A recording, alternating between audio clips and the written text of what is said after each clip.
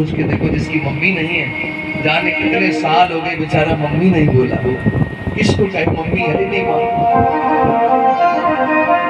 किसको बोले पापा, पापा है ही नहीं, जाने कितने साल गुजर गए पापा नहीं निकला मुंह से।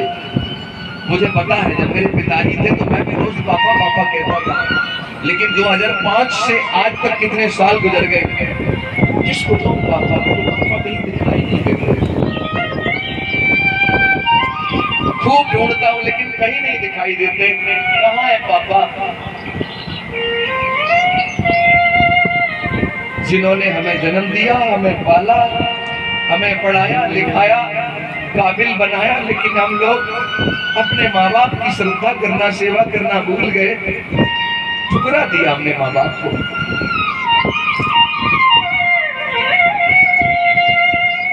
एक छोटी सी कहानी सुना रहा हूं माँ के बारे में। एक पत्नी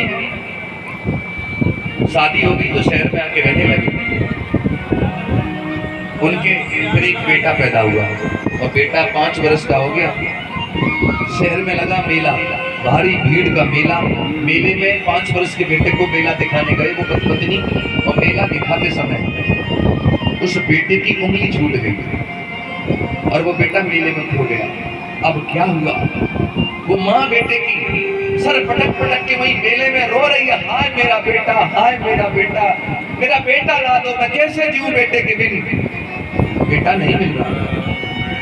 पुलिस को सूचना मिली, 3-4 घंटे लग गए, तब कहीं जाकर के बेटा मिला। और जैसे ही माँ को दिया, माँ ने गले से लगा लिया, पुचकारने लगी, रोने लगी, कहाँ खो गया था, मैं कैसे जीती तेरे बिन, रोने लगी। तो उसका पति क्या करता है, अपने बेटे को, पत्नी को बाहर लेके आया, मेले के बाहर आया, एक बस में बैठ गया। बस धीरे धीरे करके जा रही है, लेकिन बस गांव के रास्ते पे जाने लगी। गांव की जो रास्ते थे उन पे जा रही है। तो पत्नी ने सवाल किया पति से, हम कहाँ जा रहे हैं, हम तो शहर में रहते हैं, ये बस तो गांव की ओर जा रही है। तो पति ने कहा, पगली तू अभी ना समझी। बोले हम गांव जा रहे हैं। बोली गांव क्यों। पति बोला, जब तेरा बेटा तुझसे 3-4 घंटे के लिए दूर हो गया तो तू रो रो करके पागल हो रही थी, तुझसे रहा नहीं जा रहा था बेटे के बिन, हाय मेरा बेटा, हाय मेरा बेटा।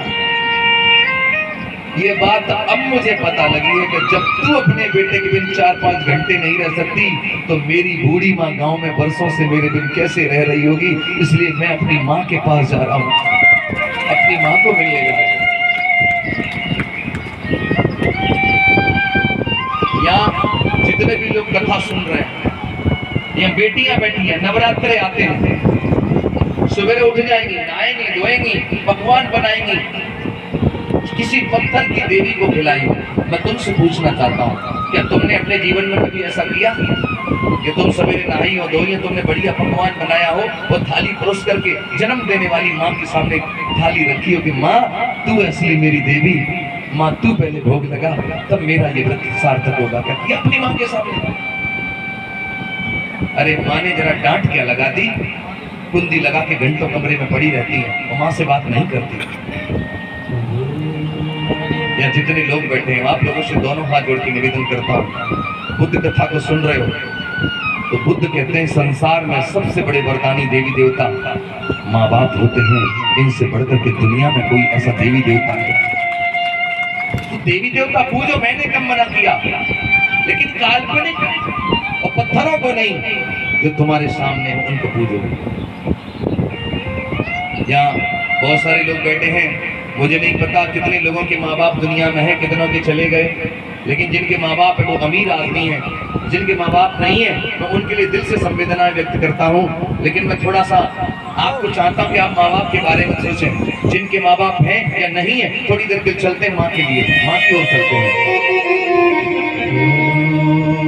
ये गीत मैंने माँ के लिए लिखा और तब लिखा कि एक दिन मैं कथा कह करके लौटा, माँ को ऐसे बोल दिया मेरे ये पैर बड़े दर्द कर रहे हैं, तो माँ गई कड़ुआ तेल लाई और मालिश करना शुरू कर देती है। तो मैं सोच रहा था कैसी होती है माँ।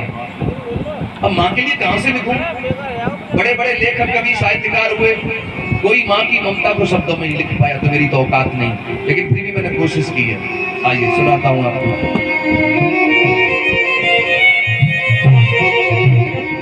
कि सपनों में संजो